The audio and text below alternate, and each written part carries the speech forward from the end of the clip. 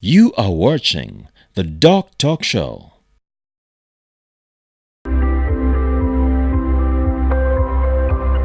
Cut out unhealthy habits like smoking and drinking alcohol.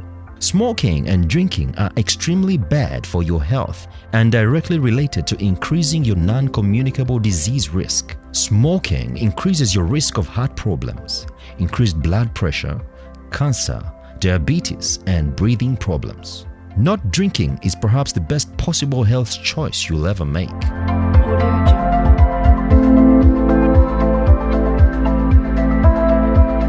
You are watching the Doctalk show. Of the 16 mothers who lose their lives every day to pregnancy-related complications, excessive bleeding or postpartum hemorrhage takes the lion's share. So we want to find out who is at risk of bleeding excessively at the time of the birth. We'll start with you, Dr. Masiko. People who get this excessive bleeding after delivery are those whose uterus may fail to contract, like we said, then those who get retained tissues, those with tears, and those who may get a bleeding disorder. Now, for people whose uterus may fail to contract, those at risk, there are those who have had this problem before, like during a previous delivery. They delivered and their uterus failed to contract. So if they have that history, then they are still at risk. There are those who have had prolonged labor, or anyway, it may not be obstructed per se, but prolonged labor. When someone stays in labor for such a long time, their uterus sort of gets exhausted because every time you're in labor, your uterus contracts and relaxes. So after a long time, it may also undergo some kind of exhaustion.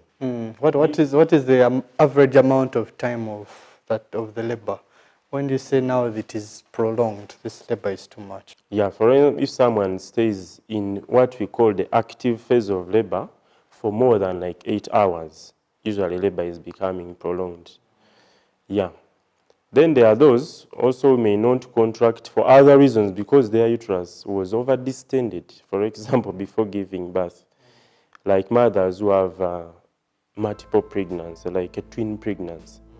Their uterus is so distended, it is possible that it may not contract well. Then there are those who have had many deliveries, what we call grand multiparity. In particular, mothers who have delivered more than 5 times. Each of those times when they delivered, their uterus would contract. So now it is also getting exhausted. That's why carrying a high number of pregnancies might actually put you at risk. So now you're indirectly telling mothers the maximum limit is 5. What if a mother wants like 8 children? Yeah, we are really not telling them that it's 5, but it is a risk that they should know. And every time a mother who is carrying a pregnancy, more than the 5th time, and they are seeing a gynecologist, we usually emphasize that to them, that your particular pregnancy is high risk. So they should know where to deliver from. For example, what should be prepared, because the risk is already known. So, Dr. Seville, could there be any other risk factors apart from this? Mothers who have whose pregnancy has been classified as having a big baby. Yes, especially those. What is a big baby now? Especially those who weigh more than 4 kilograms. That's estimated weight.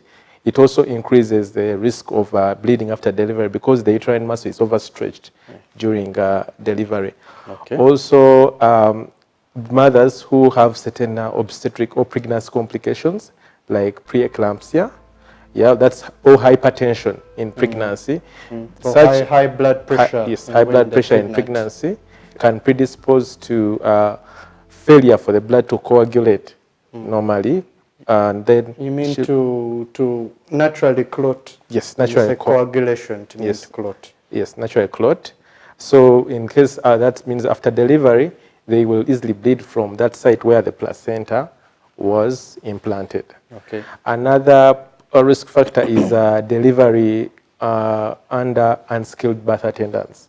For example, Many of our mothers who deliver in the villages deliver under traditional birth attendants. Now, traditional birth attendants may not be able to recognize most of these risk factors, and therefore they will not take steps to either prevent them or even manage the postpartum hemorrhage when it occurs. How about the tears we're talking about? What causes those tears in the birth canal?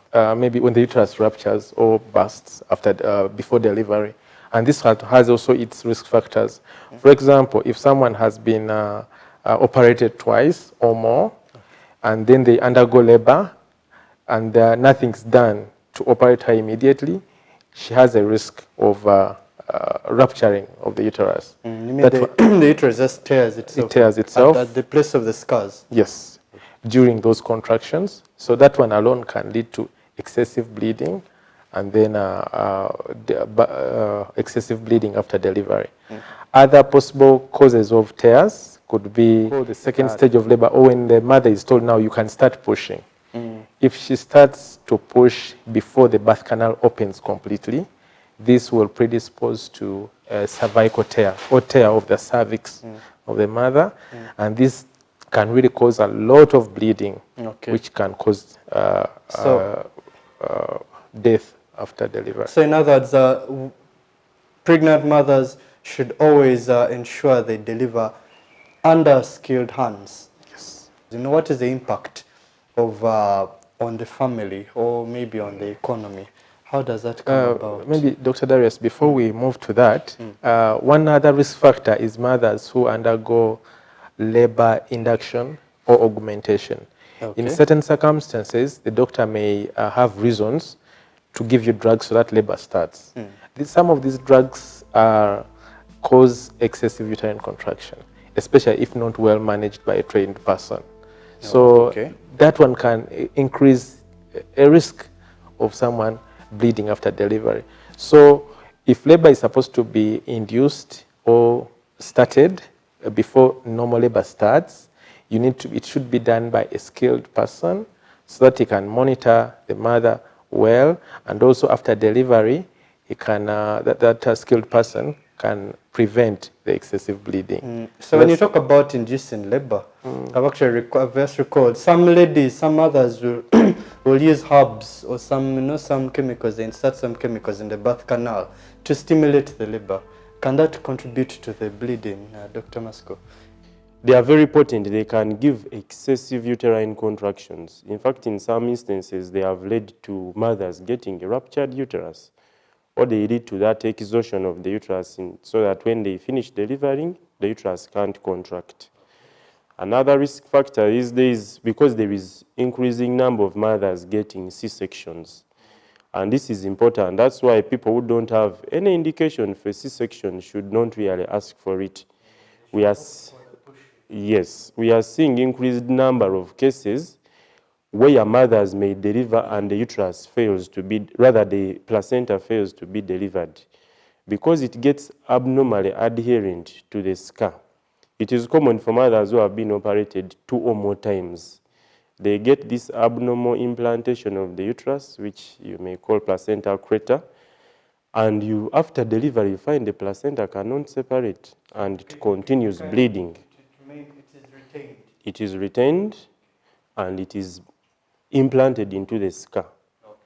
Yeah. So too many cesarean sections can be a risk factor for retained placenta because of causing abnormal adherence of the placenta. Okay, there seem to be so many risk factors, so many causes of this excessive bleeding, and it's important for the people to be aware, especially the pregnant mothers. If you have any of these risk factors we have talked about, like high blood pressure, or you use herbal medicines, or for some reason you're carrying twin pregnancies, you've had multiple pregnancies, you might be at a very high risk of getting excessive bleeding at the time of delivery. So take note of these factors and make sure you see your gynecologist for further help and to make sure that you do not suffer this dreadful complication of excessive bleeding during the time of the delivery of your child. So after the break, we will come and discuss more about excessive bleeding.